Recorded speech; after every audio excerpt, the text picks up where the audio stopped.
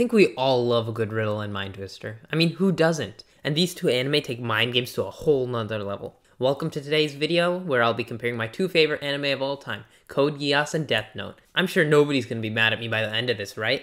It's not like these are two of the most loved TV shows in history or anything, right? God, I'm basically just a masochist at this point. Before we start, don't worry about spoilers for either of these shows, because I'll try my best to keep them out of here. So I'm going to compare them in multiple different categories. These categories are 1. Mind games and plot twists.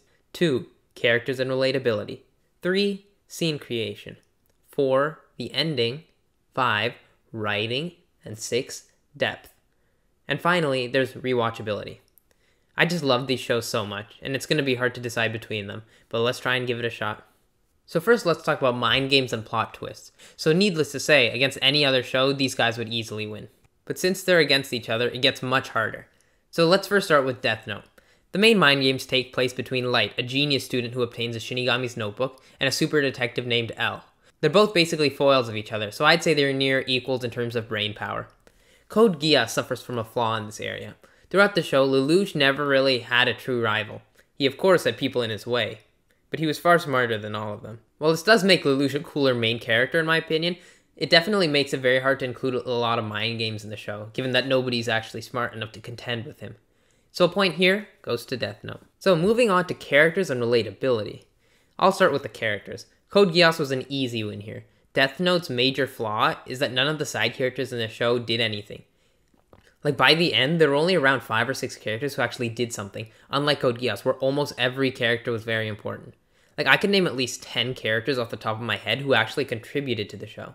But besides that, the characters were just more relatable in general. Everyone from Cece and Callan to Suzaku and Cornelia were just good characters. So yeah, the point goes to Code Geass. Next up is scene creation. When I say scene creation, I just mean the general ambiance of the show. I gotta give this point to Death Note. I mean, it's not even worth talking about. You could literally just listen to the main themes and still be entertained. It's amazing. Everything from the opening to L's theme oozes mystery and intrigue. While I do enjoy Code Geass's openings much more, I find that they don't really hit the same tones that Death Note does. So like I said, a point goes to Death Note. So now there's the ending.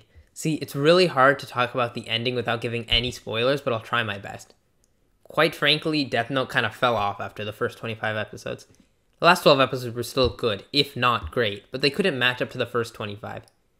The ending itself was actually really good, but the events leading up to it just kind of soured it. On the other hand, you probably heard someone somewhere say that Code Geass is one of the best endings of any show ever made. That's just not true. It's not just one of the best endings, it is the absolute best ending of any show ever. Like, it's not just an ending, it changes depending on how you interpret it. There are 2 paths which you can choose, and depending on which one you choose to believe, it completely changes the show you just watched. So a point here for Code Geass. So next up is writing. There are only a very few shows in existence that have almost no flaws. A few off the top of my head would probably be like Full Metal Alchemist Brotherhood, Hunter x Hunter, Avatar, and Rick and Morty. But besides that like 1% of TV, the other 99% of TV shows have at least one big flaw.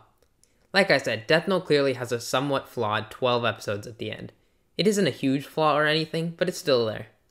Code Geass, however, has a lot of flaws and ass-pulls. Most of these are spoilers, so I won't state them, but it's just something to keep in mind for the show. Like, there are a few times where you just go like, really? And just roll your eyes. Especially at the beginning of R2. So I think I gotta give it to Death Note on this one. I feel like the reason why everyone hates the end of Death Note isn't because it's objectively bad or anything, but just that it pales in comparison to the rest of the show. I personally don't think that warrants so much hate, but to each their own, I guess. Both of these shows stand head and shoulders above the rest when it comes to their depth and philosophy. While Death Note tackles the idea of should killers be killed, Code Geass debates the philosophical aspects of do the ends justify the means. This is hard to interpret because they both seem so similar.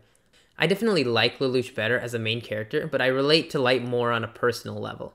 Keeping feelings out of this, I personally think that Death Note deserves the point because its philosophy encompasses Code Geass's. I do agree that Code Geass also tackles Death Note's themes. I mean, Lelouch literally said, "Those who kill should be ready to die." But it was just a minor aspect of the show. And the show didn't really debate the morality of it at all. It's just what Lelouch did. Unlike Death Note, where the literal personifications of their philosophies stood against each other to see who was more willing to stand strong. Death Note generally gets you thinking way more than Code Geass does, so it gets the point. And finally, we have rewatchability. I love both of these shows so much, and they both mean so much to me. And I wish I could watch them both for the first time again. That being said, the first time you watch Death Note, it's just magnificent. I mean, when I first watched Death Note, I watched like 9 episodes in a row in the middle of the day. I guess that's why it was my favorite show for the longest time. But realistically, you don't really love the show like you would a typical shonen.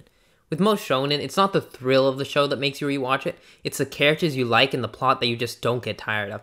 Death Note, however, is not a show that you love. It's something that gives you like an intellectual high when you watch it. But when you know exactly what's going to happen, it tends to get boring. The main selling point of the show is its ability to do the exact opposite of what you expect, which is amazing. But when you know what's going to happen next, it's just kind of boring. Code Geass, unlike Death Note, is very easy to rewatch. While the ending might not be as good as the first time you watch it, you still feel a stronger connection to the characters and the show in general. And not just because it's a longer show. It's just, if I had to rewatch a show 100 times, it would be Code Geass, not Death Note. So let's tally up the point. Death Note won mind games and plot twists, scene creation, writing, and depth. Code Geass won characters and relatability, the ending, and rewatchability. So the final tally adds up to 4-3 in favor of Death Note. So that's it for this video. Make sure to hit the like button and subscribe, my fellow masochists. And I'll see you next time on the Daily Tabasco Show.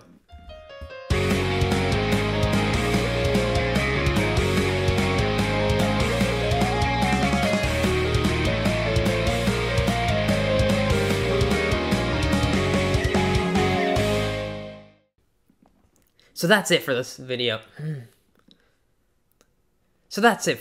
Make sure to hit the subscribe button and then subscribe.